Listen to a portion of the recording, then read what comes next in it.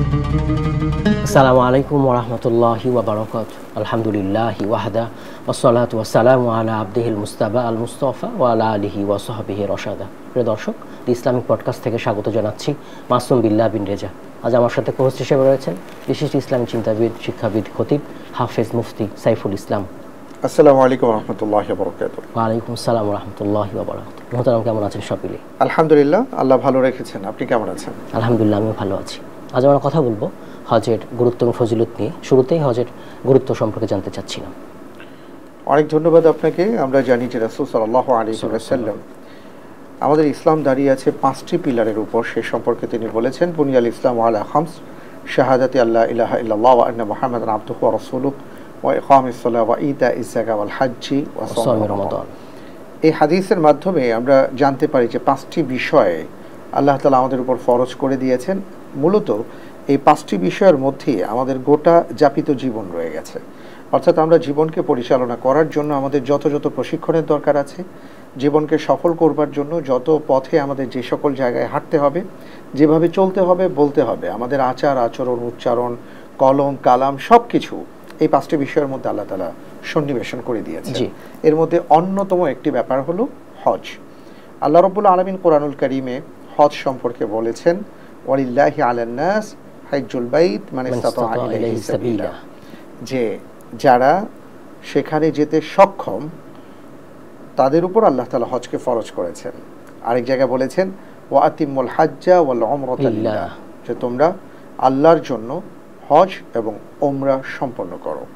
তো এই সব কিছু মিলিয়েই আমরা দেখি যে জীবনে একবার হলেও যার উপর আল্লাহ হজ ফরজ করেছেন, একবারই তার জন্য ফরজ করেছেন।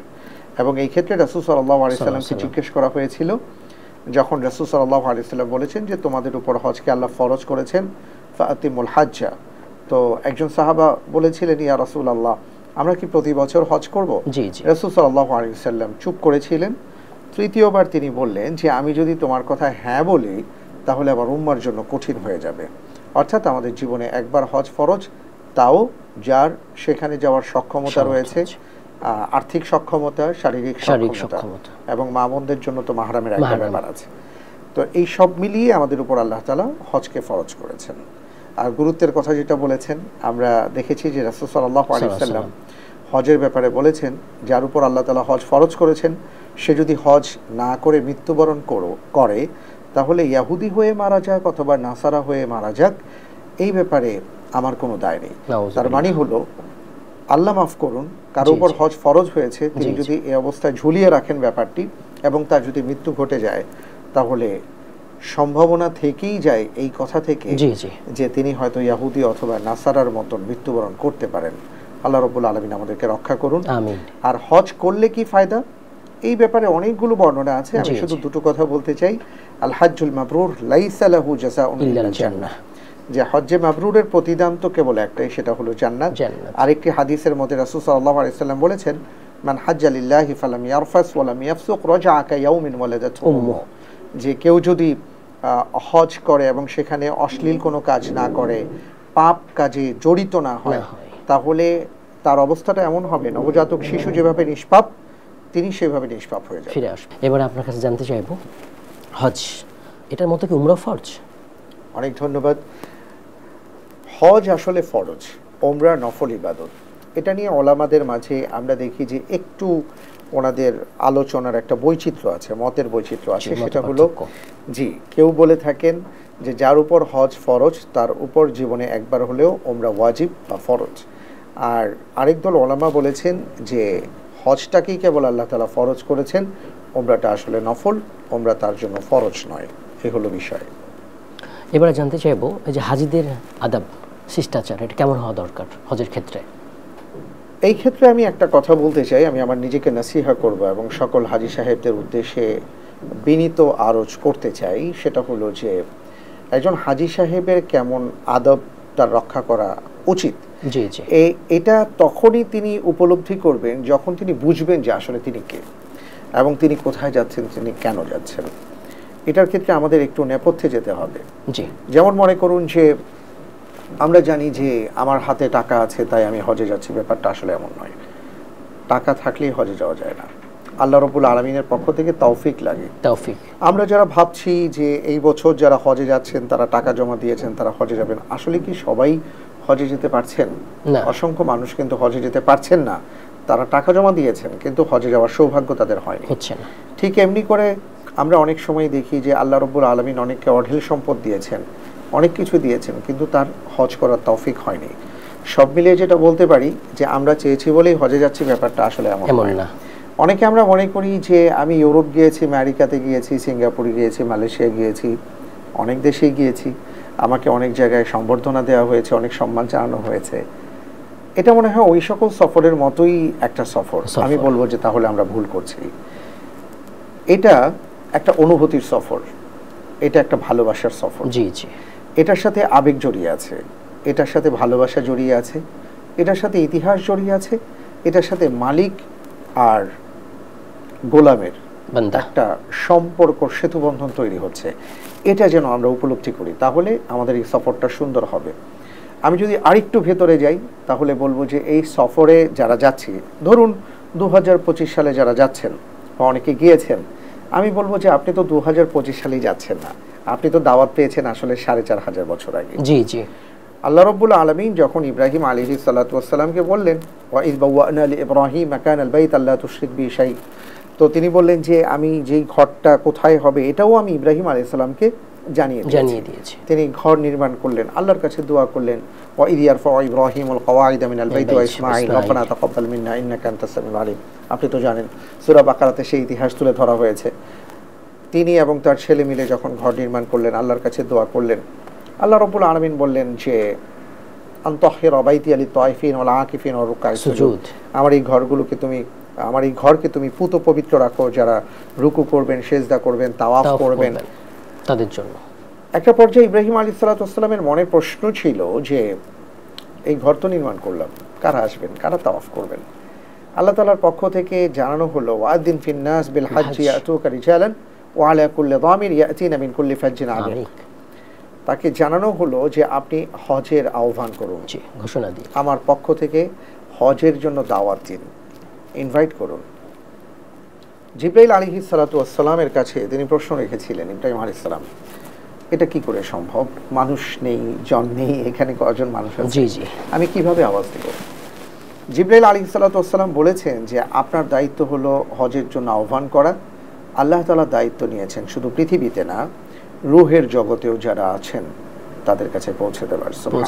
সুবহানাল্লাহ। তাহলে আমরা বলতে পারি যে 4500 বছর আগে কিন্তু এই আওয়াজটা আমরা দাওয়াতটা পেয়েছি, এবং 4500 বছর আগে দাওয়াত পেয়ে এই বছর আমাদের মাঝ থেকে 800 কোটি মানুষের মধ্য থেকে আমাদের কিছু হাজী সাহেবকে আল্লাহ তাআলা কবুল করেছেন। আমরা ধরে নিতে পারি 10 লক্ষ বা 15 লক্ষ। আচ্ছা, এটা কি আমরা কখনো ভেবেছি যে, মনে করুন বাংলাদেশের প্রেক্ষাপটে যদি আমি বলি যে 18 বা 20 কোটি মানুষের মধ্য থেকে 86,000 মানুষ এবার হজে যাওয়ার সৌভাগ্য অর্জন করেছেন। আপনি বলুন যে 20 কোটি মানুষের মধ্যে বা 18 কোটি মানুষের মধ্যে যদি আপনি 86,000কে ভাগ করেন, এটা তো অনেক, তাহলে কতজনের মধ্যে আসলে একজন পড়ে? জি জি। আমরা একটা জরিপ দেখেছিলাম যেখানে বলা হয়েছে যে এই বছর যারা হজ করতে যাচ্ছেন গোটা পৃথিবীর মধ্যে 800 কোটি মানুষের মধ্য থেকে যদি হিসেব করা হয় তাহলে প্রতি 1 লক্ষ জনে একজন যাচ্ছেন। সুবহানাল্লাহ, কি সৌভাগ্য! 1 লক্ষ জনে একজন। এবার আমি হাজী সাহেবদের উদ্দেশ্যে বলবো যে আপনি কিন্তু 1 লক্ষ জনের মধ্যে একজন বাছাইকৃত। আপনি আল্লাহ তাআলা আপনাকে বাছাই করেছেন, একজন দুইজনের মধ্য থেকে না, 5 জন 7 জনের মধ্য থেকে না, 1 লক্ষ মানুষের মধ্য থেকে আপনাকে আল্লাহ তাআলা বাছাই করেছেন। জি জি। এইবার আপনার আসলে কি করা দরকার? আপনি কোথায় যাচ্ছেন? আপনি আপনার মহান মালিকের কাছে যাচ্ছেন, দাওয়াত পেয়ে যাচ্ছেন, আমন্ত্রিত অতিথি হয়ে যাচ্ছেন, মেহমান। এবং কার মেহমান? আল্লাহ সুবহানাহু ওয়া তাআলার মেহমান। এবার আপনি ঠিক করুন যে একজন মেহমান, এত বড় মেজবানের পক্ষ থেকে মেহমানকে দাওয়াত দেওয়া হয়েছে, আপনি কি করবেন? আপনি কিভাবে যাবেন? জি, আপনার আচরণ কেমন হবে? আপনি কি ওখানে গিয়ে ডাল চালের জন্য মারামারি করবেন? আপনি কি ঝগড়াঝাটি করবেন? আপনি কি এই যে সাধারণ বিষয় নিয়ে আমার থাকাটা হলো না, খাওয়াটা হলো না, পড়াটা হলো না, গাড়ি কেন আসলো না, এটা কেন হলো না, ওটা কেন হলো, এগুলো নিয়ে থাকবেন? নাকি যে মালিক আপনাকে ইনভাইট করেছেন 1 লক্ষ মানুষের মধ্য থেকে আপনাকে বাছাই করেছেন, আপনি এটা চিন্তা করে আপনার হজটাকে সুন্দর করবেন। এটা হলো বিষয়। আমার মনে হয় এই ব্যাপারগুলো যদি আমরা একটু খেয়াল করতে পারি, আমরা হৃদয়ের গভীরে যদি ধারণ করতে পারি, তাহলে আশা করা যায় যে আমরা সুন্দরভাবে হজটা সম্পন্ন করতে পারবো, এবং তখনই ওই হজটাই হবে হজ্জে মাবরুর, যেটা একটু আগে আমি বলছিলাম। জি জি, অনেক বিষয় হজকে নষ্ট করে দেয়, এই ধরনের কিছু বিষয় আমাদের জানাবেন। এটা তো স্বয়ং আল্লাহ রাব্বুল আলামিন বলে দিয়েছেন। আমি আমার আলোচনাতে অনেক সময় বলি কথাটা, যে আমরা হজে যাবার আগে অনেকেই তো সবাই মেনিনজাইটিস টিকা নিয়ে যাই, আমরা আমাদের স্বাস্থ্য পরীক্ষা করে যাই। কেন যাই? যে আমি সুস্থ আছি কিনা, আমার সব ঠিক আছে কিনা। টিকাটা কেন নিয়ে যাই? ওখানে গিয়ে যেন আবার আক্রান্ত না হই। কিন্তু আল্লাহ তাআলা আমাদেরকে 3টা ভাইরাসের কথা বলেছেন, আর 3টা ভাইরাসের ক্ষেত্রে বাঁচার জন্য 2টা প্রতিষেধকের কথা বলেছেন। যদি আমরা একটু খেয়াল করি, কোরআনুল কারীমের মধ্যে তিনি বলেছেন, আল হাজ্জু আশহুরুম মা'লুমাত ফামান ফারাদা ফীহিন্নাল হাজ্জা ফালা রাফাস ওয়ালা ফুসুক ওয়ালা জিদালা ফিল হজ্জ ওয়া মা তাফআলু মিন খায়রিন ইয়া'লামুহুল্লাহ ওয়া তাযাওয়াদু ফাইন্না খায়রা যাদিত তাকওয়া ওয়াত্তাকুন ইয়া উলিল আলবাব। এই আয়াতে আল্লাহ তাআলা 3টা ভাইরাস, 2টা প্রতিষেধক বা টিকার কথা বলেছেন। এটা আমাদেরকে আসলে বুঝতে হবে, বুঝে যেতে হবে, এবং টিকা নিয়ে যেতে হবে, মানসিক টিকা। 3টা ভাইরাসের নাম হলো, আল্লাহ সুবহানাহু ওয়া তাআলা বলেছেন যার উপর আল্লাহ হজ ফরজ করেছেন, এই হজের মাসগুলোতে তারা যেন 3টি কাজ না করে। তারা যেন রফাস না করে। রফাস মানে হলো যত ধরনের অশ্লীলতা আছে, এবং তিনি অশ্লীল কাজ করবেন তাই নয়, অশ্লীলতা হতে পারে সেখান থেকে তিনি অনেক দূরে থাকবেন। অর্থাৎ কোনো ধরনের, সেটা চিন্তার হোক, সেটা দৃষ্টির হোক, সেটা কর্মের হোক, সেটা চেতনার হোক, সেটা কথার হোক, কোনো ক্ষেত্রেই যাওয়া তো যাবেই না, অনেক দূরে অবস্থান করতে হবে। এটা হলো 1 নম্বর ভাইরাস। 2 নম্বর হলো ওয়ালা ফুসুক, তিনি কোনো ধরনের পাপে নিমজ্জিত হবেন না, কারণ তিনি একজন মেহমান। যে কথা আমরা একটু আগে বলেছি, যে একজন মেহমান তিনি তো সবসময় চিন্তা করবেন যে আল্লাহ তাআলা আমাকে এত বড় সম্মানে ভূষিত করেছেন, কি করে আমি পাপ করতে পারি। এই জায়গায় এসে একজন মনে করেন যার যোগ্যতা নেই, কিন্তু তাকে সভাপতির আসনে আসীন করা হলো, তাকে লাল গালিচা সম্বর্ধনা দেওয়া হলো, তার জন্য গাড়ি পাঠানো হলো, তিনি সেখান থেকে বের হওয়ার পরে মনে করেন যে খুব সম্মানের সাথে নেওয়া হলো, তখন কি তিনি ছোটোখাটো বিষয় বা আরেকজনের পকেটের দিকে তাকাবেন, নাকি তাকে যে সম্মানটা দেওয়া হয়েছে সেই সম্মানটা রক্ষার কথা চিন্তা করবেন? সেটাই স্বাভাবিক। এই জন্য আল্লাহ সুবহানাহু ওয়া তাআলা বলেছেন ওয়ালা ফুসুক, কোনো ধরনের পাপ কাজ করা যাবে না, পাপ থেকে বিরত থাকতে হবে। আমরা ওখানে যারা যাই, গোটা পৃথিবী থেকে নানা ধরনের মানুষজন আসে, অনেক ধরনের সুযোগ আসে, অনেক ধরনের অনৈতিক আহ্বান আসে বা অনৈতিক কাজের সুযোগ তৈরি হয়, কিন্তু আল্লাহকে ভয় করতে হবে। 2 নম্বর ভাইরাস। 3 নম্বর ভাইরাসের নাম হলো জিদাল। এইটা থেকে আমাদের বাঁচাটা অনেক মুশকিল, এবং এটা যদি আমরা খুব ভালোভাবে বেঁচে না থাকার চেষ্টা করি, ভালোভাবে না জেনে যাই, তাহলে সমস্যায় পড়ে যেতে বাধ্য। কারণ আপনি খেয়াল করেছেন যে বাংলাদেশ থেকেই যখনই তিনি হজের নিয়ত করেন, তখন থেকে ওনার ভেতরে আর কি টেম্পারটা হাই হতে থাকে। এটা শয়তান করে দেয়। খালি টেনশন ভেতরে ওনার কাজ করে, যে বিমানের টিকিট হলো কিনা, আমার সিটটা কোথায় পড়েছে, আমি ওখানে মক্কায় কোথায় থাকবো, আমি এখানে থাকবো না, ওখানে এইভাবে হবে না, আর কি না যেতেই ওনার মনের মধ্যে শয়তান হাজারটা প্রশ্ন করে দেয়। এবং আপনি খেয়াল করেছেন যে হজের সময় যারা হাজি ক্যাম্পে যান, ওখানে আমি যে দৃশ্য দেখেছি, আসলে এটা আমাদের জন্য হতাশাজনক, কারণ আমরা বুঝতে পারি না। খুব সামান্য বিষয়, যেমন মনে করুন যে আমরা এখান থেকে বোর্ডিং ক্লিয়ারেন্স নেব, ওখানে আমরা লাগেজ নিয়ে দাঁড়াচ্ছি, ঠাস করে একজন হয়তো মাঝখান থেকে ঢুকে গেলেন, অথবা আরেকজন কাউকে যেতে দিবেন না, উনি নিজেকে খুব চেষ্টা করছেন, অথচ আমরা সবাই জানি যে সবাইকে নিয়েই তারপরে যাওয়া যাবে। বিমানে ওঠার পরে কার সিটে কে বসবেন, একটা সিট দখলের একটা অবস্থা, চর দখলের মতো অবস্থা। এমন অনেক কিছু আমরা দেখি, আমরা মিনায় দেখেছি, মুজদালিফায় দেখেছি, আরাফাতে দেখেছি, নানা জায়গায় ছোটোখাটো বিষয় নিয়ে আমরা ঝগড়া বাঁধিয়ে দিই। আল্লাহ তাআলা বলেছেন খবরদার ওয়ালা জিদালা ফিল হজ, হজের মধ্যে কোনো ধরনের ঝগড়াঝাটি করা যাবে না। এই 3 নম্বর ভাইরাস থেকে আমাদের বেঁচে থাকতে হবে, কারণ শয়তান এই ভাইরাসগুলো আমাদের দিকে ছুঁড়ে মারে, আমাদের ভেতরে কাজ করে। প্রতিষেধক কি? এই আয়াতের শেষেই সেটা আসছে, ওয়ামা তাফআলু মিন খায়র ইয়ালামুল্লাহ। তুমি সামান্যতম যদি কোনো ভালো কাজ করো, সেটা কিন্তু আল্লাহ তাআলা জানেন। জানেন। তার মানে হলো আপনি একজন মানুষকে যদি স্যাক্রিফাইস করেন, জি জি কারণ হজের মধ্যে তো একটা পরিবারের জীবন আছে, একটা জীবন কাহিনী আছে, জীবন কাহিনীটা পুরোটাই আপনি পাবেন ত্যাগের, জি, জি। তিতিক্ষার এবং মহান রবের সান্নিধ্য অর্জন করার জন্য সর্বোচ্চ উৎসর্গের। তো আল্লাহ তাআলা সে আলোকে বলেছেন ওয়ামা তাফআলু মিন খায়র, তুমি যদি কোনো ভালো কাজ করো, সেটা তোমার ত্যাগ হতে পারে, তিতিক্ষা হতে পারে, কারোর জন্য কিছু উদারতা হতে পারে, কিছু ভালোবাসা প্রদর্শন জি, হতে জি। পারে, যে কোনো ভালো কাজ যদি তুমি করো তাহলে তোমার রব সেটা জানেন। এক নম্বর প্রতিষেধক, অর্থাৎ আমি হজে যাব যদি নিয়ত করে থাকি জি, জি। আজকে থেকে এখন থেকে যত ধরনের ভালো কাজ আছে এবং ভালো কাজের যত ধরনের প্যাট্রোনাইজেশন আছে আমি সব করব, জি সর্বক্ষেত্রে থাকবো। আরেকটা হলো ওয়াতাজাওয়াদু ফাইন্না খায়রা যাদি তাকওয়া ওয়াত্তাকুন ইয়া উলিল আলবাব, আমাদের জীবন যাপনের জন্য আমাদের শ্রেষ্ঠ অনেক পাথেয়। চাহিদা, আমাদের চাহিদার শেষ নেই। এমনকি সেটা হজে গিয়েও হয়। আমি 5 তারকা হোটেলে থাকতে চাই, আমার রুমের মধ্যে সিট কম চাই, আমি আরাফাতের ময়দানে শান্তিতে থাকতে চাই, আমি মুজদালিফায় রাতে বিছানা পথের উপরে বিছানা দেয়া হোক সেভাবে আমি ঘুমোতে চাই না। এমন অনেক চাওয়া আর না চাওয়ার মধ্যে যেটা আসে সেটা হলো আমার ভেতরের চাওয়াটা আমি প্রকাশ করি। জি আল্লাহ তাআলা বলেছেন ওয়াতাজাওয়াদু ফাইন্না খায়রা যাদি তাকওয়া, তোমার চাওয়াটা হবে খুব অল্প, তোমার চাওয়াটা হবে তাকওয়া ভিত্তিক। জি জি তুমি প্রত্যেকটা ক্ষেত্রে তোমার রবকে জিজ্ঞেস করবে আমার রব এতে সন্তুষ্ট আছেন নাকি নাই। উনি যেই কাজে সন্তুষ্ট তোমার চাওয়া সেটাই হবে, সেটাই হবে। তিনি যে কাজে সন্তুষ্ট নন সেটা তোমার চাওয়া হতে পারে না। আর এটাই হলো তাকওয়া। তাকওয়া। একজন হাজী সাহেব সর্বক্ষেত্রে ভালো কাজ করবেন এবং সর্বক্ষেত্রে তাকওয়া অবলম্বন করবেন। এই দুইটা টিকা যদি তিনি মানসিকভাবে নিয়ে যেতে পারেন তাহলে ওই 3টি ভাইরাস থেকে তিনি বাঁচতে বেঁচে থাকতে পারবেন। পারেন। হাসান দা সুন্দর বলেছেন।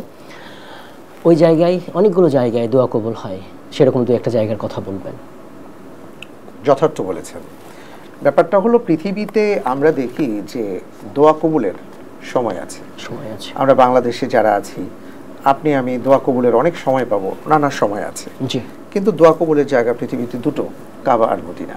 জি তো সেই জায়গায় আপনি গিয়েছেন, আপনি এই সুযোগটাকে কিছুতেই হাতছাড়া করবেন না দয়া করে। জি জি আপনার উচিত হলো আপনি মাতাফে যাচ্ছেন আপনি দোয়া করুন, আপনি হারামে যাচ্ছেন দোয়া কবুলের জায়গা, আপনি তাওয়াফ করছেন দোয়া কবুলের জায়গা, আপনি কাবার দিকে তাকিয়ে দোয়া করছেন দোয়া কবুলের সময় দোয়া কবুলের জায়গা, আপনি সালাত আদায় করছেন দোয়া কবুলের জায়গা। অর্থাৎ পুরো হারাম এরিয়াটাই আমি বলবো যে একটা দোয়া কবুলের জায়গা। আপনি জায়গা। সাফা মারওয়া সাই করছেন দোয়া কবুলের জায়গা। সুতরাং যেখানে আছেন আপনি খুব বেশি করে দোয়া করতে থাকুন, কারণ পুরো হারামটাই দোয়া কবুলের একটা জায়গা এবং আমরা বলবো একটা হাব। সুতরাং আপনি যেখানে আছেন সেখানেই যেহেতু দোয়া কবুল হয়, এই সুযোগটাকে আমরা হাতছাড়া করব না। ইনশাআল্লাহ ইনশাআল্লাহ। হজের আসলে মৌলিক শিক্ষাটা কি, ইসলাম কি বলছে আমাদের? আমি আলোচনার শুরুতে, আমরা এই পডকাস্টের শুরুতেই কিন্তু বলেছিলাম যে আল্লাহ তাআলা আমাদের যাপিত জীবনে যা কিছু দরকার হয় তার সব কিছুই আসলে 5টা ইবাদতের মধ্যে ইসলাম। দিয়ে দিয়েছেন। এর মধ্যে হজ একটা গুরুত্বপূর্ণ, কারণ হজের মধ্যে আমরা দেখি যে আমাদের একটা শারীরিক যেভাবে ইবাদত হয় সেইভাবে আমাদের আর্থিকও ইবাদত হয়, আমাদের সময়কে আমরা ক্ষেপণ করে থাকি, সব মিলিয়ে এমন একটা ইবাদা, এই ইবাদতের মধ্যে আমরা সব কিছু নিয়ে আসি। এবং হজের যদি আপনি মৌলিক শিক্ষার কথা বলেন, 1 নম্বর যেটা বলবো সেটা হলো যে আল্লাহ তার বান্দাকে তাওহীদ শিক্ষা দিচ্ছেন। তাওহীদ। কারণ হজের পরতে পরতে তাওহীদের উপর আস্থা, বিশ্বাস, চেতনা এই সব কিছুই আছে। তালবিয়ার মধ্যে রয়েছে। একজন হাজী যখন তালবিয়া পাঠ করছেন, তিনি যখন বলেন লাব্বাইক আল্লাহুম্মা লাব্বাইক, লাব্বাইক লা শারীকা লাকা লাব্বাইক, ইন্নাল হামদা ওয়ান নি'মাতা লাকা ওয়াল মুলক লা শারীকা লাক। আমরা খেয়াল করলে দেখব যে পুরো তালবিয়ার মধ্যে প্রায় 3 থেকে 4টি জায়গায় আল্লাহ তাআলা তাওহীদের শিক্ষা দিয়েছেন। জি জি অর্থাৎ আমার স্লোগানের সাথে হৃদয়ের ভেতর থেকেও গুঞ্জরণ হবে এবং আমি এটা বলবো, মনে মনে বিশ্বাস করব যে হে আল্লাহ আমি আসছি, 4500 বছর আগে আপনি দাওয়াত দিয়েছেন, সেই দাওয়াতে আমি আজকে উপস্থিত হতে যাচ্ছি। 2 নম্বরই আসছে লা শারীকা লাক, আপনার সাথে আমি কাউকে শরীক করি না। এখানে তাওহীদ শিক্ষা দিচ্ছে যে আমার জীবনের কোনো ক্ষেত্রেই, আমার জীবনের কোনো জায়গাতে আপনি ছাড়া আর কারো কোনো স্থান নেই, শিরক নেই, আপনি ছাড়া কারো কোনো জায়গা নেই। আচ্ছা, ইন্নাল হামদা ওয়ান নি'মাতা লাকা ওয়াল মুলক। লাকা, এখানে আপনি দেখবেন নিয়ামতের কথা উল্লেখ করা হয়েছে। হামদ। হামদের কথা উল্লেখ করা হয়েছে, অর্থাৎ নিয়ামত, মুলকের প্রশংসা, এবং আরেকটু সামনে গেলে আমরা রাজত্বের কথা বলছি। রাজত্বের কথা, এই তিনটা বিষয়ে দেখবেন আমাদের জীবনটা জড়িয়ে আছে নানা জায়গায়, তাই না? জি। আমরা নিয়ামত আল্লাহর পক্ষ থেকে পাই, কিন্তু মানুষের শুকরিয়া আদায় করি, আল্লাহ শুকরিয়া আদায় করি না। আমি মনে করি যে আমি চাকরি করছি তাই খাচ্ছি যাচ্ছি, আমি মনে করি আমার ব্যবসা আমাকে খাওয়ায়, আমি মনে করি যে আমার ড্রাইভার সাহেব খুব ভালো চালান বলে আমি হেফাজতে আছি, আমি মনে করি যে এই বছর বৃষ্টি ঠিক মতন হয়েছে আর চাষিটা খুব ভালো ছিল তাই বাম্বার ফলন হয়েছে।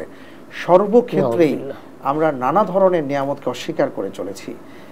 একজন হাজী সাহেব তার স্লোগানের মাধ্যমে আল্লাহ তাআলাকে জানান দিচ্ছেন, রব্বুল আলামিন সকল নিয়ামত আসলে আপনার পক্ষ থেকে, সকল নিয়ামত এগুলো আপনার পক্ষ থেকে পেয়েছি বলেই আমি ভোগ করতে পারছি। জি জি। এবং যে দুনিয়াতে আছি সেই দুনিয়ায় আমরা দুদিনের দুনিয়ায় থেকে এই দুনিয়াটাকে নিজেদের মতন মনে করি এবং যা খুশি তাই করি, নিজের প্রভাব প্রতিপত্তি ক্ষমতা সব কিছু আমরা এখানে প্রয়োগ করি, কারণ আমি মনে করি এগুলো আমার বা তমুক বা অমুকের।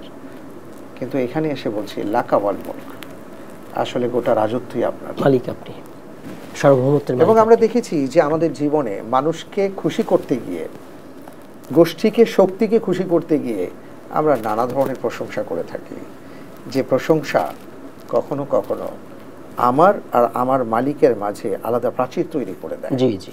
তো একজন হাজী সাহেব তিনি তার স্লোগানে লাকাওয়াল মুলক এই কথার আগে যে ইন্নাল হামদা ওয়ান নিয়ামাতা আর লাকাওয়াল মুলক, এই তিনটি কথা, তিনটি শব্দ চয়নের মাধ্যমে তিনি জানিয়ে দিয়েছেন যে আমাদের জীবনের গুরুত্বপূর্ণ তিনটি জায়গায় আপনি ছাড়া আর কেউ নেই। এটাও আসলে তাওহীদ। জি জি। এরপর আপনি খেয়াল করে দেখুন আবার বলা হচ্ছে লা শারীকা লাক, ক্লিয়ার করে দাও, শরীক করছি না। তার মানে হলো আমরা পুরো তালবিয়ার মাঝে আসলে তাওহীদের শিক্ষাটা পাচ্ছি, এটা তো একটা বিষয় আছে। জি জি। পাশাপাশি আপনি যদি খেয়াল করেন যে আমাদের হজের মধ্যে আরো কি কি শিক্ষা আছে, যেমন হজকে সবর বলা হয়, সবরের শিক্ষা, যে রাস্তায় রাস্তায় পথে পথে প্রতিটা পদক্ষেপে আমাদের জন্য অনেক ধৈর্যের শিক্ষা আছে। এতগুলো মানুষ একসাথে কাজ করছে, অনেক ধৈর্যের শিক্ষা আছে, অনেক ধরনের ধৈর্যের শিক্ষা আছে। এই কারণেই বলা হয়েছে ওমা তাফআলু মিন খায়র, তুমি যা ভালো কাজ করবে, কারণ তোমার যদি ধৈর্যচ্যুতি ঘটে তাহলে তুমি ভালো কাজ করতে পারবে না, এই জন্য তোমাকে ভালো কাজ করতে হবে। আমরা হজের মাধ্যমে শিক্ষা লাভ করি যে একটি পরিবার, হযরত ইব্রাহিম আলাইহিস সালাতু ওয়াস সালাম, হযরত ইসমাঈল আলাইহিস সালাতু ওয়াস সালাম, মা হাজেরা আলাইহিস সালাতু ওয়াস সালাম, কিভাবে তারা তাদের জীবন, তাদের সবকিছুকে আল্লাহ রাব্বুল আলামিনের জন্য সুপর্দ করেছেন। জি। এমনকি তাদের নিজেদের জীবন পর্যন্ত ইব্রাহিম আলাইহিস সালাতু ওয়াস সালাম 87 বছর দোয়া করেছেন তার কলিজার টুকরো সন্তানের জন্য, এবং 87 বছর পর যে দোয়ার ফসল আল্লাহ তাআলা ইসমাঈল আলাইহিস সালাতু ওয়াস সালামকে দিলেন, ব্যাপারটা কি এমন যে পিতা হিসাবে সন্তানের প্রতি তার দরদ কম ছিল? কখনোই নয়, বরং বেশিই ছিল। কিন্তু আল্লাহ তাআলার হুকুম তিনি পালন করেছেন, আল্লাহ রাব্বুল আলামিনের হুকুমে তিনি তাকে কোরবানি করতে চেয়েছেন, এবং তার কোরবানি আল্লাহ কবুল করেছেন। কারণ তিনি বলেছেন ওয়ানাদাইনাহু আইয়া ইব্রাহিম কদ সাদ্দাকতা রুইয়া, যে তুমি যেটা চেয়েছো সেটা তুমি বাস্তবায়ন করে দিয়েছো। আবার ইসমাঈল আলাইহিস সালাতু ওয়াস সালাম দেখিয়ে দিয়েছেন যে বয়সে বাচ্চারা, আমাদের দেশের বাচ্চারা হয়তো ফিডার খাবে অথবা ছোট ছোট খাবার খাবে, বা যেই একটা বয়স, ছোট্ট বয়স, আল্লাহ তাআলা বলছেন ফালাম্মা বালাগা মাহু সায়া, একটা চেষ্টার সময়, অর্থাৎ একটু ছোটাছুটি করতে শিখেছে। ইব্রাহিম আলাইহিস সালাম বলেছেন ইয়া বুনাইয়া ইন্নী আরা ফিল মানাম আন্নী আযবাহুকা ফানজুর মাযা তারা, তিনি জানতে চেয়েছেন যে আমি তো স্বপ্নে দেখেছি তোমাকে আমি কোরবানি করছি, তুমি কি বলো? তিনি একটা অসাধারণ উত্তর দিয়েছেন, ইয়া আবাতি ফাআল মা তুমার সাতাজিদুনি ইনশাআল্লাহু মিনাস সাবিরিন। আল্লাহ আপনাকে যে নির্দেশ দিয়েছেন, এই বয়সে কত সুন্দর জবাব, আপনি তা আদায় করুন। কেমন পিতা ছিলেন, কেমন তিনি সন্তান তৈরি করেছেন, কেমন সন্তান ইসমাঈল আলাইহিস সালাতু ওয়াস সালাম ছিলেন। জানতেন ওহী, এটা স্বপ্নটা ওহী নবীদের। শুধু তাই নয়, যখন শয়তান মা হাজেরাকে বলল যে তোমার সন্তানকে তো ইব্রাহিম আলাইহিস সালাম নিয়ে যাচ্ছেন জবে করতে, তো তুমি কিছু বলবে না? তিনি বললেন যদি আল্লাহ তাআলা চান তাহলে এতেই আমি সন্তুষ্ট, তুমি কে? শয়তান পরিবার, কেমন পরিবার, কেমন পরিবার। তো এই যে একটা তাওহীদবাদী পরিবার, যে পরিবারের মাধ্যমে তাওহীদের শিক্ষা, সেই সাথে মহান রবের কাছে নিজেকে কিভাবে সুপর্দ করতে হয়, জীবনের সবচেয়ে প্রিয় জিনিসকে কিভাবে আল্লাহর সামনে নজরানা হিসেবে পেশ করতে হয়, সেটা কিন্তু আমরা হজের মাধ্যমে শিখছি। জি জি। শুধু তাই নয়, হজের মাধ্যমে আমরা যখন মিনাতে যাই, আরাফাতে যাই, মুজদালিফায় যাই, দেখেন মিনায় আমরা অবস্থান করি, সবাই জানি যে 18 ইঞ্চি জায়গায় আমাদের থাকতে হয়। এই 18 ইঞ্চি জায়গাটা যে আমার জীবনে আরও একবার আসবে, সেটা হলো কবর, সেটা আমরা কেউ চিন্তা করি না। ওই চিন্তাটা যেন আমার বারবার ফিরে আসে মিনার তাঁবুতে গিয়ে, কারণ ওখানে ওই 18 ইঞ্চি জায়গায় আমার থাকার জায়গা। আপনি যত বড় প্রাসাদের মালিক হন না কেন, যত কোটি টাকার মালিক হন না কেন, আপনার জায়গা কিন্তু ওটা, অতটুকুই বরাদ্দ। আপনি যেই হন না কেন, মুজদালিফায় আপনার রাস্তার উপরে অবস্থান করতে হবে, খোলা আকাশের নিচে, খোলা আকাশের নিচে রাস্তার উপরে। তো যেটা বলছিলাম যে তিনি এইভাবে একজন হাজী সাহেবকে আল্লাহ তাআলা শিক্ষা দিচ্ছেন যে তুমি খোলা আকাশের নিচে আছো, তার মানে তুমি গতকালকে 5 স্টার হোটেলে ছিলে, আজকে খোলা আকাশের নিচে আছো। জি জি, আমি আল্লাহ তোমার ক্ষেত্রে যা চাইব তাই হবে। সুতরাং আমরা যেন এটা চিন্তা করি যে আল্লাহ, আপনি আমাকে যে সম্পদ দিয়েছেন, আপনি আমাকে যে প্রাচুর্য দিয়েছেন, সেটা দিয়ে আমার অহংকার করার কিছু নেই। আমি কোনোদিন ভাবিনি এভাবে খোলা আকাশের নিচে রাস্তার উপর আমার শুয়ে থাকতে হবে। জি জি, আপনি চেয়েছেন তাই আমি শুয়ে আছি। এটার মাধ্যমে আমার অহংকার চলে যাওয়ার কথা, আমার যে কোনো ক্ষমতা নেই সেটা বোঝার কথা। জি জি, পাশাপাশি এটাও আল্লাহ তাআলা শিক্ষা দিচ্ছেন যে পৃথিবীর অনেক মানুষ আছে যাদের আহার নেই, যাদের খাবার নেই, থাকার জায়গা নেই, যাদের খোলা আকাশের নিচে থাকতে হয়, তাদের কি অবস্থা সেটা আমরা উপলব্ধি করতে পারি। জি জি, আরাফাতের ময়দানে গিয়ে তো আমরা ভাবতে পারি যেটা হলো এমন জায়গা, সেই জায়গায় আবার আমাদেরকে উত্থাপন করা হবে, কিন্তু সেদিন হাজারো কান্নাকাটি করলে কোনো লাভ হবে না। কিন্তু আজকের দিনে আমি রব্বুল আলামিনের কাছে যত বেশি দোয়া করব, তিনি কবুল করবেন আল্লাহ তাআলা। সুবহানাল্লাহ। আমি যদি বলি যে এইভাবে আসলে হজের প্রতিটা কাজে, পদক্ষেপে আপনি শিক্ষা শিক্ষা শিক্ষা পাবেন, যার কোনো শেষ নাই। প্রতিটা কর্মের মধ্যে শিক্ষা রয়েছে, নিঃসন্দেহে। জি মোহতারাম, আমরা সুন্দর বলছিলেন। এবার আমরা আরেকটা পার্টে যাই, মদিনা জিয়ারা এবং আদাব ওখানকার সফরের। অনেক ধন্যবাদ। আসলে আমরা যারা হজের উদ্দেশ্যে যাই, যদিও মদিনা জিয়ারাটা এটা হজের কোনো পার্ট নয়, আলাদা অংশ, কিন্তু আমরা যখন হজে যাই স্বাভাবিকভাবে আমাদের হাতে সময় থাকে, আমরা চেষ্টা করি যে মদিনা মুনাওয়ারায় ঘুরে আসব। জি, তো আমি প্রথমেই যেটা বলতে চাই যে আমাদের এখানে একটা ভুল হয়ে যায় অনেকের। জি জি, সেটা হলো আমরা মনে করি যে আমরা রাসূল সাল্লাল্লাহু আলাইহি ওয়াসাল্লামের কবরকে উদ্দেশ্য করে যাচ্ছি, কিন্তু রাসূল সাল্লাল্লাহু আলাইহি ওয়াসাল্লাম আসলে এই ব্যাপারটা নিষেধ করেছেন। তিনি যেটা বলেছেন সেটা হলো পৃথিবীর মানুষের তিনটি জায়গাকে কেন্দ্র করে কেবল তারা সফর করতে পারে, মসজিদে হারাম, মসজিদে নববী, মসজিদে আকসা। এই তিনটি মসজিদের উদ্দেশ্যে কেউ যদি নিয়ত করে রওনা দেন, এটাই তার জন্য সওয়াব হবে। জি জি, কিন্তু কেউ যদি কবরকে কেন্দ্র করে কোথাও সফর করেন, এটার কোনো সওয়াব হবে না, এটা কোনো ইবাদত হবে না। এই জন্য মসজিদে নববীকে কেন্দ্র করে আমাদের সফরটা হবে। আমরা মদিনা মুনাওয়ারায় মূলত তিনটা জিনিস পাচ্ছি। একটা হলো মসজিদে নববী, আরেকটা হলো রাসূল সাল্লাল্লাহু আলাইহি ওয়াসাল্লামের কবর, আর আরেকটা হলো রাউদাতুম মিন রিয়াদিল জান্নাহ। তো এই তিনটি বিষয় নিঃসন্দেহে আমাদের জন্য গুরুত্বপূর্ণ, কিন্তু আমাদের সফরটা হবে মসজিদে নববীকে কেন্দ্র করে। এবার আপনার কাছে জানতে চাইবো, মক্কায় হাজিরা হজের কর্মের বাইরেও কিভাবে তারা সময় কাটাতে পারবে?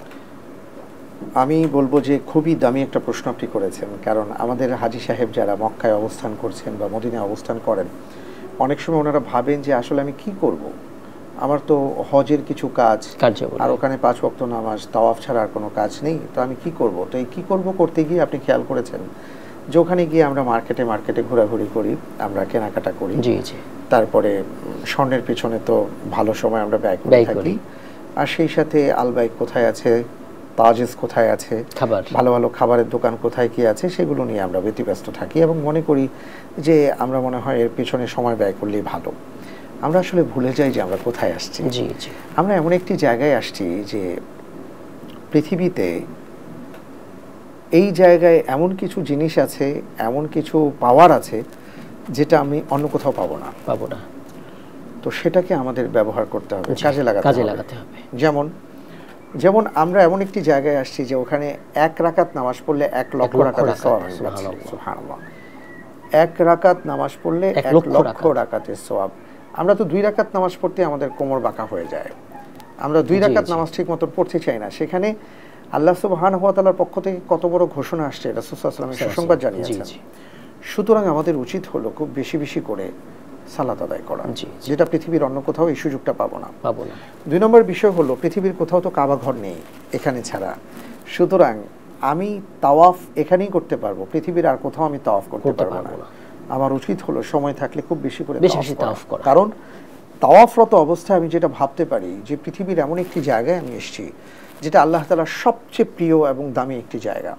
এমন একটি জায়গায় আমি এসেছি যেখানে আল্লাহ রাব্বুল আলামিনের কোটি কোটি বান্দার, প্রিয় বান্দার এখানে পা পড়েছে, এবং সেখানে আল্লাহ তাআলা আমাকেও পা রাখার তৌফিক দিয়েছেন।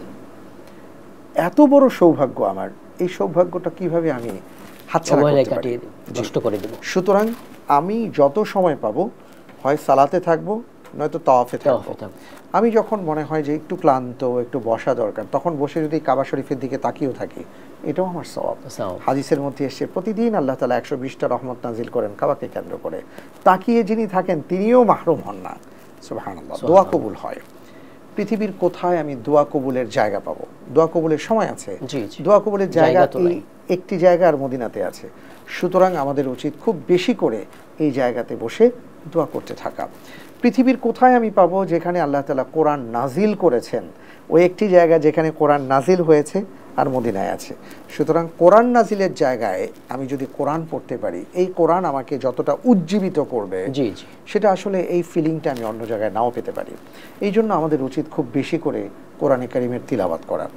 আরেকটা হলো, আমরা যদি জীবন্ত কোরআনকে পেতে চাই, তাহলে আমি অনুরোধ জানাবো যে প্রথমত তো আমরা অনুবাদ পড়বই। বিশেষ করে কোরআনে কারিমের মধ্যে যে সকল আয়াত মসজিদে হারাম, পবিত্র কাবা এবং হাজী সাহেবদের উদ্দেশ্যে বা হজকে কেন্দ্র করে এসছে, ওই আয়াতগুলো যদি আমরা আলাদাভাবে কাস্টমাইজ করে নিয়ে যেতে পারি, তাহলে ওই আয়াতগুলো যতবার পড়বো আমার কাছে মনে হবে যে আমি যেন সেই ১৫০০ বছর আগে অবস্থান করছি। আমার আরেকটা পরামর্শ থাকবে, সেটা হলো যে আমরা রাসূল সাল্লাল্লাহু আলাইহি ওয়াসাল্লামের সিরাতটা ভালো করে পড়ে যাব, এবং সেই সাথে ইব্রাহিম আলাইহিস সালাতু ওয়াস সালামের জীবনীটা পড়ে যাব। তাহলে যেটা হবে যে আমি কাবায় যখন অবস্থান করব, মদিনায় যখন অবস্থান করব, আমার মনে হবে আমি যেন ১৫০০ বছর আগে আছি।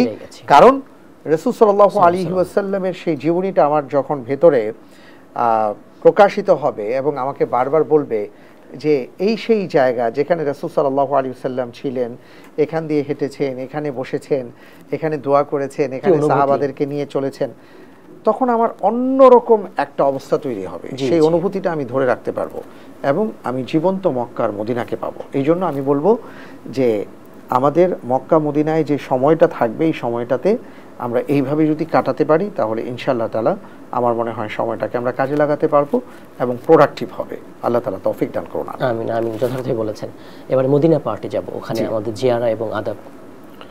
অনেক ধন্যবাদ। আমরা যারা হজে যাই, স্বাভাবিকভাবে মক্কায় যাওয়ার পরে আমাদের সময় থাকলে অবশ্যই আমরা মদিনায় যাই। যদিও মদিনায় যাওয়াটা হজের কোনো পার্ট নয়, এটা আমাদের ভালো করে বুঝতে হবে। যে অনেকে মনে করে থাকেন যে হজ মানে হলো মক্কা মদিনা জিয়ারত করা, বিষয়টা তা নয়।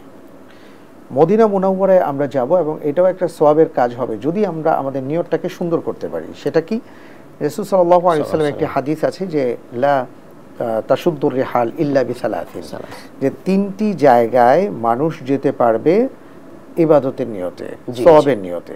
সেই 3টি জায়গা কোনটা কোনটা? মক্কা, মসজিদে হারাম, মদিনা মসজিদে নববী, আরেকটা হলো জেরুজালেম মসজিদে আকসা। এই 3টি জায়গায় কেউ যদি সওয়াবের নিয়তে গমন করেন, তাহলে তার সফরটাও ইবাদত বলে গণ্য করা হবে।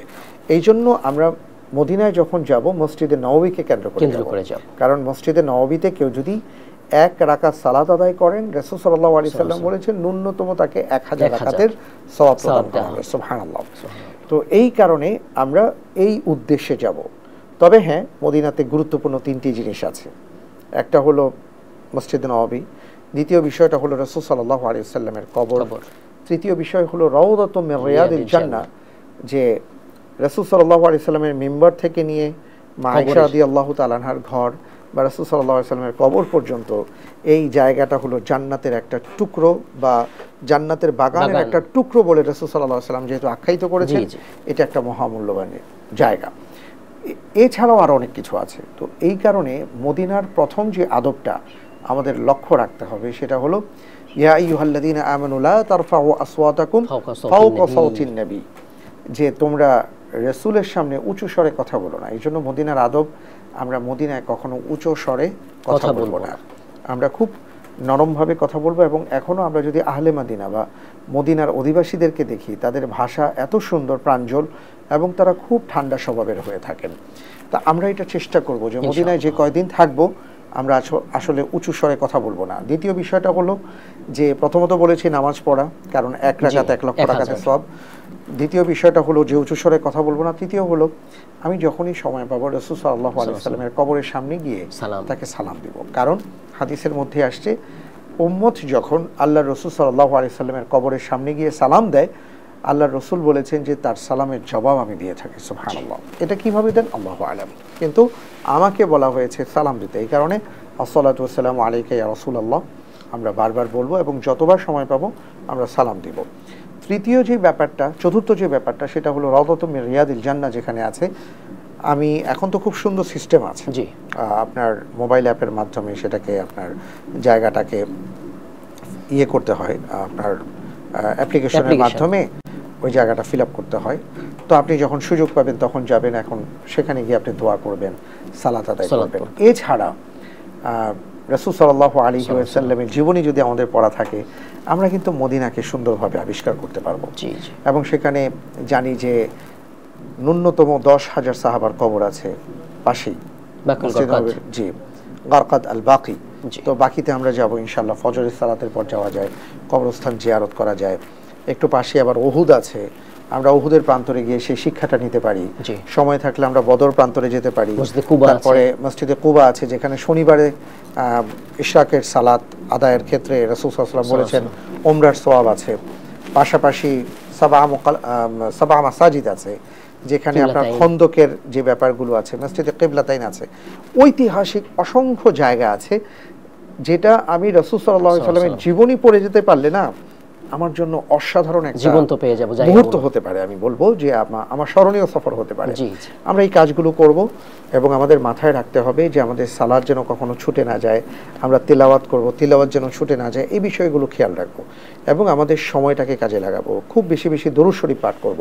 আল্লাহ রাসূল সাল্লাল্লাহু আলাইহি ওয়াসাল্লামের দেশে গিয়েছি, তিনি যেখানে শুয়ে আছেন সেখানে গিয়েছি, আমাদের উচিত খুব বেশি করে দরুদ শরীফ পাঠ করা। এইভাবে আমরা আমলের মাধ্যমে সময়টাকে অতিবাহিত করবার চেষ্টা করবো ইনশাআল্লাহ। জি মুহতারাম, আমরা মক্কা মদিনা অনেক কিছু জানলাম। এবারে তো অতি সম্প্রতি আমাদের ঈদুল আযহা, তো এর কি শিক্ষা রয়েছে কোরবানির, এটা জানতে চাচ্ছিলাম। অনেক ধন্যবাদ। আসলেই যারা হজ করতে পারছেন তারা নিঃসন্দেহে সৌভাগ্যবান, কিন্তু যারা হজ করতে পারছেন না তাদের হৃদয়ে হয়তো একটা আকুতি আছে যে আমি তো যেতে পারছি না, আমার কি কোনো ইবাদত নেই। রাসূল সাল্লাল্লাহু আলাইহি ওয়াসাল্লাম তার উম্মার জন্য এই ব্যবস্থাটা করেছেন এবং তিনি জানিয়ে দিয়েছেন যে আমার উম্মতের জন্য আল্লাহ তাআলা 2টি দিন দান করেছেন অত্যন্ত উত্তম, এবং যেই 2টি দিন হলো ঈদুল ফিতর এবং ঈদুল আযহা। এবং আমরা জানি যে ঈদুল আযহাই মানে হলো কোরবানির ঈদের দিন। এবং কোরবানির দিন আমরা শুধু পশু যে কোরবানি করি ব্যাপারটা এমন নয়, এই কোরবানির মাধ্যমে আমরা যে আল্লাহর জন্য নিজের ত্যাগ স্বীকার করব, সর্বোচ্চ ত্যাগ করব, এই শিক্ষাটাও আমরা পেয়ে থাকি। একটা পশুকে কোরবানির মাধ্যমে একটা পশু আমাকে শিক্ষা দেয় যে দেখো, আমি আল্লাহ রাব্বুল আলামিনের সন্তুষ্টির জন্য আমার বিশাল দেহটা আমি আজকে বিছিয়ে দিয়েছি, আমি আজকে আমার নিজেকে উৎসর্গ করে দিয়েছি। সুতরাং তুমি আল্লাহর প্রিয় বান্দা হতে চাইলে বা তুমি আশরাফুল মাখলুকাত হয়ে তুমি আল্লাহর জন্য কি করছো, এই প্রশ্ন যেন পশু আমাকে করছে, এই শিক্ষাটা আমাদেরকে নিতে হবে।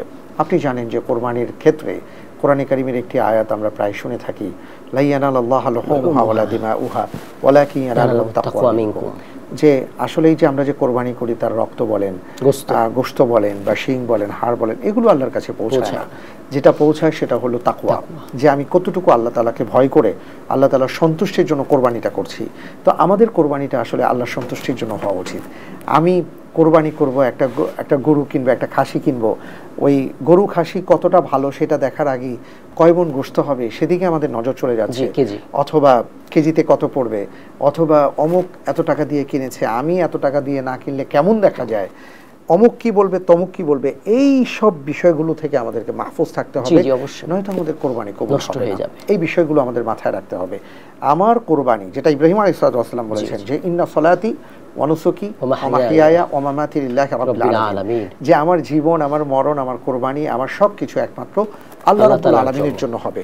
সুতরাং এই শিক্ষাটা আমাদেরকে নিতে হবে যারা আমরা কোরবানি করছি অথবা কোরবানি না করলেও এই দিন অতিবাহিত করছি, যে আমরা আমাদের জীবনের সব কিছুই একমাত্র মহান রব্বুল আলামিনের জন্য রেখেছি এবং তার জন্য আমরা উৎসর্গ করব, যেটা কোরবানির ঈদের দিন বা কোরবানির মাধ্যমে বারবার আমাদেরকে শিক্ষাটা দেওয়া হয়। এই শিক্ষাটা আমাদের নেওয়া উচিত। মোহতারাম, আপনাকে অনেক ধন্যবাদ, আপনি আমাদের মূল্যবান সময় দিয়েছেন, তথ্যবহুল আলোচনা করেছেন। জাযাকুমুল্লাহ খাইর। আপনাকে অনেক অনেক ধন্যবাদ এবং আমি দীপ্ত টিভিকেও ধন্যবাদ জানাই এত চমৎকার আয়োজনের জন্য। দর্শক, আপনারা এতক্ষণ দেখছিলেন দি ইসলামিক পডকাস্ট। আজ আমরা কথা বলছিলাম হজের গুরুত্ব এবং ফজিলত নিয়ে। মোহতারাম সুন্দর আলোচনা করেছেন। হজের অনেক গুরুত্ব রয়েছে, ধর্মীয় গুরুত্ব, সামাজিক গুরুত্ব, অর্থনৈতিক গুরুত্ব, আন্তর্জাতিক গুরুত্ব। ধর্মীয় গুরুত্ব কি? আমরা আল্লাহ তাআলার নির্দেশ পালন করছি, আমরা জান্নাত লাভ করতে পারবো, গুনাহ থেকে বাঁচতে পারছি, আর আল্লাহ তাআলা আমাদের অনেক সওয়াব দান করবেন। সামাজিক গুরুত্ব কি? আমরা ধৈর্যের, ত্যাগের শিক্ষা পাচ্ছি হজের মধ্য থেকে, আমরা ঐক্যের শিক্ষা পাচ্ছি, সাম্য সম্প্রীতির শিক্ষা পাচ্ছি। হজের মাধ্যমে আমরা শিক্ষা পাচ্ছি বৈষম্যহীনতার। আন্তর্জাতিক শিক্ষা কি? আন্তর্জাতিক শিক্ষা হচ্ছে এটি ইসলামী মহাসম্মেলন, এটি বিশ্ব মহাসম্মেলন, গণসম্মেলন। অনেকগুলো প্রশ্নের, অনেকগুলো সমস্যার সমাধান করতে পারে মুসলিম মিল্লাহ। আন্তর্জাতিক সমস্যার সমাধান করতে পারে এর মাধ্যমে, অর্থনৈতিক সমস্যার সমাধান করতে পারে এর মাধ্যমে। অর্থনৈতিক গুরুত্ব কি? আল্লাহ তাআলা আমাদের ওয়াদা দিয়েছেন রিজকে বারাকা দান করবেন, সচ্ছলতা দান করবেন, দারিদ্রতা দূর করবেন। তাই আসুন, আমাদের যাদের উপর হজ ফরজ, আমরা দ্রুত হজ আদায় করব। একটু দেরির কারণে আমরা আযাবের মুখাপেক্ষি হয়ে যেতে পারি, একটু দেরির কারণে আমাদের মৃত্যু হতে পারে ইহুদির মতো, খ্রিস্টানের মতো। তাই আসুন, আমরা উপযুক্ত সময় হজ আদায় করবো। আল্লাহ তাআলা আমাদের তৌফিক দান করুন, আমিন। আসসালামু আলাইকুম ওয়া রাহমাতুল্লাহি ওয়া বারাকাতুহু।